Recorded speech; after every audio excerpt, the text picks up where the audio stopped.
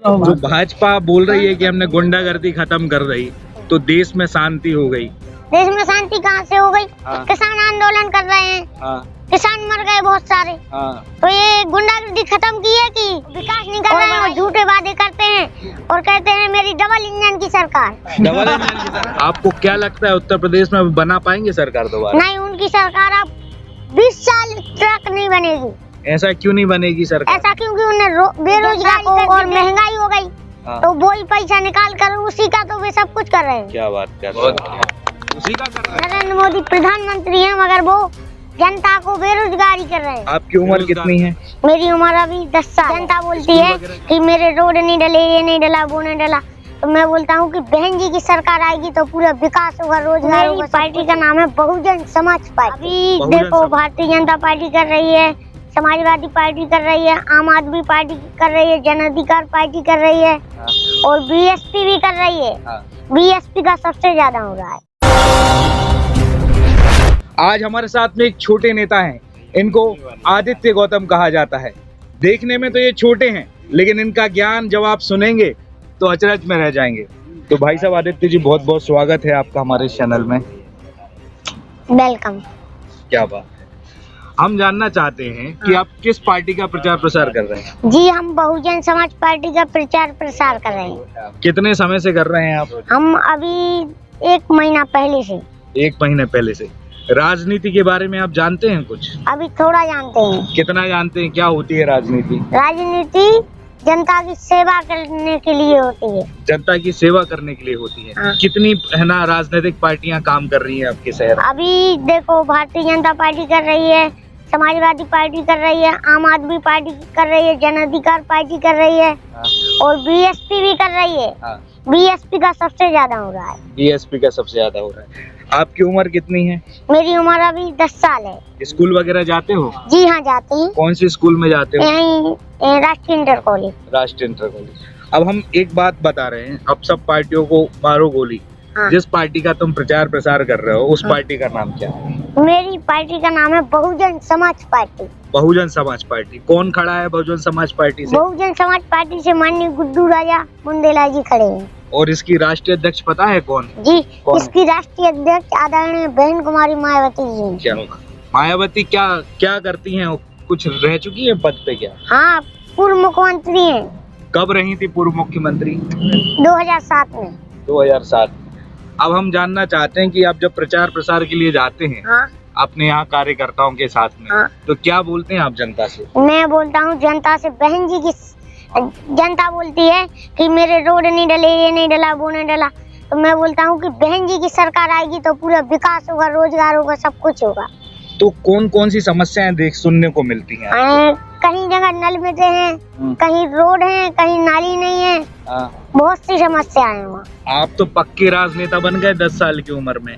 हम जानना चाहते हैं कि राजनीतिक पार्टी से थोड़ा हट के आप है ना ललितपुर में घूमते हो, तो ऐसी क्या क्या चीजें मिलती हैं जहाँ पर आपको लगता है विकास होना चाहिए या सुधार होना चाहिए?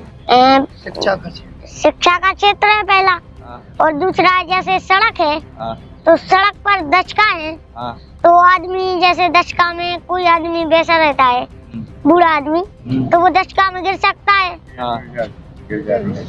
अरे वो को बोला तो आप और मत बोल को डिस्टर्ब हो जाए भाई। बोलन दो आप तो। और जैसे धूल उड़ती है तो धूल से खांसी जुकाम होता है, इसीलिए रोड नहीं डल रहे हैं, शिक्षा के लिए स्कूल नहीं खुल रहे हैं। जैसे जो गली मली में बारिश के समय जैसे गलियां खराब हो जाती हैं, वहाँ से आदमी निकल नहीं पाते हैं, ऐसी जगह विकास नहीं हो रहा है। जैसे नल, गर्मियों में नल में पानी नहीं आता है किसी के, और अभी भी 2 दिन पहले मेरे यहाँ पाइपलाइन है, उसमें पानी नहीं आया था। ये समस्या है सब आपने अपनी आंखों से देखी है? जी हाँ। कितने समय से देखते हुए आ रहे हो? हम अभी बहुत पहले से। योगी और मोदी का नाम सुना है आपने? देश के प्रधानमंत्री और मुख्यमंत्री का सुना है। कौन है ये? ये है ये बहुत खराब सरकार है। बहुत खराब। नरेंद्र मोदी कौन है अपने देश? नरेंद्र मोदी प्रधानमंत्री हैं मगर वो जनता को बेरोजगारी कर रहे हैं। बेरोजगार कर रहे हैं। और योगी आदित्यनाथ? योगी आदित्यनाथ मुख्यमंत्री हैं, वो कुछ विकास नहीं कर रहे हैं।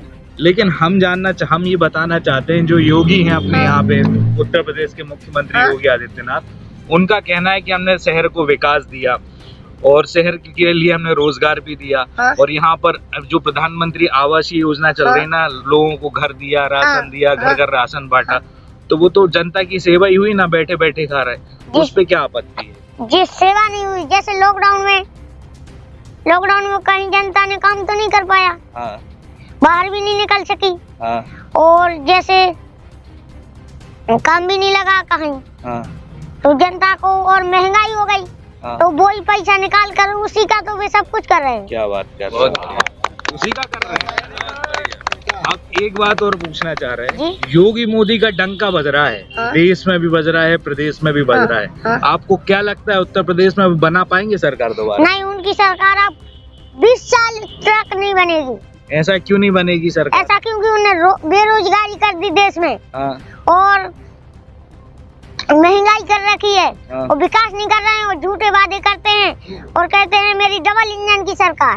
डबल इंजन की सरकार। चलो, अयोध्या में राम जी का मंदिर बन रहा है, बोलते हैं कि हमारी सरकार मंदिर बनवा रही है, और उसी के नाम से राजनीति चल रही है, भाजपा में भी चल रही है और हिंदूवादी को लेकर भी चल रही है। आदमी मंदिर में क्या खाएंगे, मंदिर बनवा दिया तो।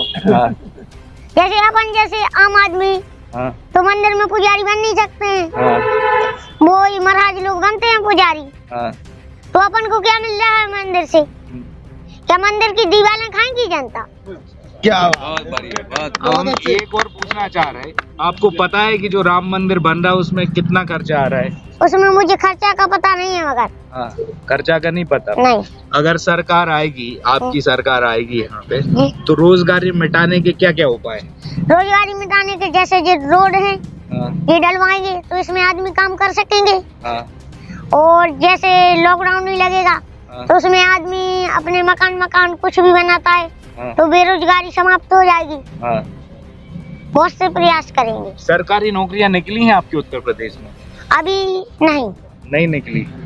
आप है ना, आप क्या बताओ, आप अपने है ना प्रधानमंत्री के लाने का 5 अच्छाई बताओ और 5 बुराई बताओ। जो वर्तमान सरकार है, कुछ अच्छाई भी बताओ और आप बुराई भी बताओ। ऐसी कौन सी अच्छाई दिखाते और कौन सी बुराई दिखाते? जैसे अच्छाई ये दिखती है, उन्होंने प्रधानमंत्री आवास योजना दिया, तो कुछ आदमी उससे खुश है। जैसे अभी राशन दे रहे हैं, चुनाव के समय दे रहे हैं, पहले से क्यों नहीं दिया?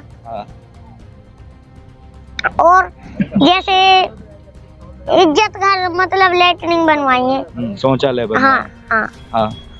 उसमें जनता खुश भी है, और रोड नहीं डलवाए तो उसमें जनता दुखी है।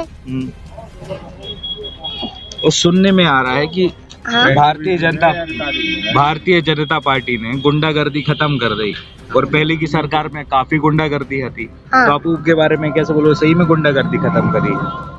गुंडागर्दी अति कर दी। खत्म की है, भाजपा ने खत्म की है गुंडागर्दी?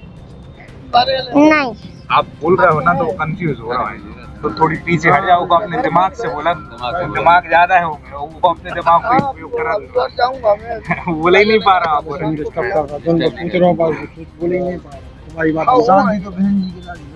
अरे तो बोला तो दो, वो राजनीतिक नहीं ले रहे हम, तो आप नहीं। जो भाजपा बोल रही है कि हमने गुंडागर्दी खत्म कर दी तो देश में शांति हो गई। देश में शांति कहाँ से हो गई? किसान आंदोलन कर रहे हैं, किसान मर गए बहुत सारे, तो ये गुंडागर्दी खत्म की है कि और बढ़ाई है?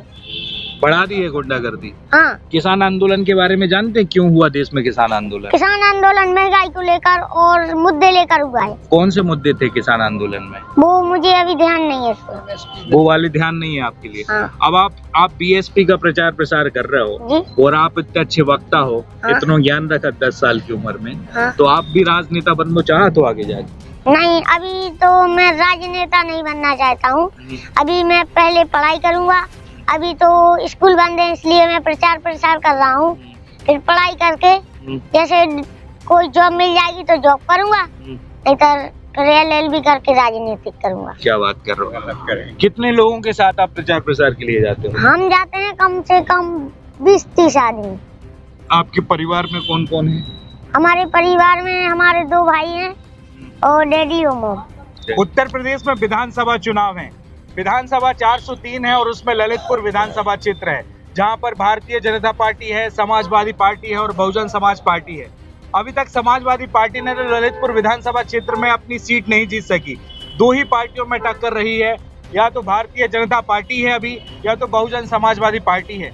यहाँ की जो वोटर हैं वो साइलेंट वोटर कहे जाते हैं। साइलेंट वोटर इसलिए कहे जाते हैं कि जब वो वोट देने के लिए जाते हैं तो ज्यादातर उनके दिमाग में हाथी का ही मोनो लगा होता है, तो वो हाथी पर ही बटन दबाते हैं। अभी हमारे साथ में आदित्य गौतम जी थे।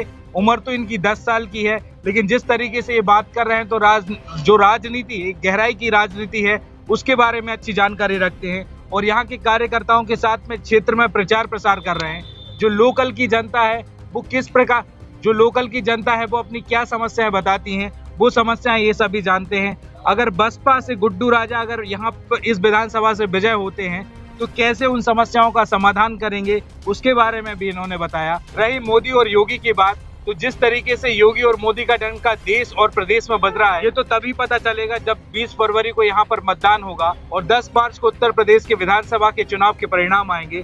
तभी पता चलेगा कि उत्तर प्रदेश की जनता आखिर राज तिलक किसका करती है, वो भारतीय जनता पार्टी होती है, समाजवादी पार्टी होती है या बहुजन समाज पार्टी होती है। ये जो ललितपुर का क्षेत्र है ये रूरल एरिया कहा जाता है। यहाँ पे लोग ज्यादा शिक्षित नहीं है, जैसा बोल देते हैं वैसा मान लेते हैं, लेकिन जो प्रैक्टिकल चीज है, जो वास्तविक चीज है, यहाँ की यहाँ पर सबसे बड़ा विकास का मुद्दा है, यहाँ पर सबसे बड़ा महंगाई का मुद्दा है, यहाँ पर सबसे ज्यादा रोजगार का मुद्दा है। ये तीनों मुद्दे ऐसे हैं कि जिससे प्रदेश में सरकार बनती भी है और प्रदेश में सरकार गिरती भी है। आने वाले समय में यहाँ पर सरकार किसकी बनेगी, आदित्य गौतम जी अपनी रणनीति पे सफल होंगे या नहीं होंगे।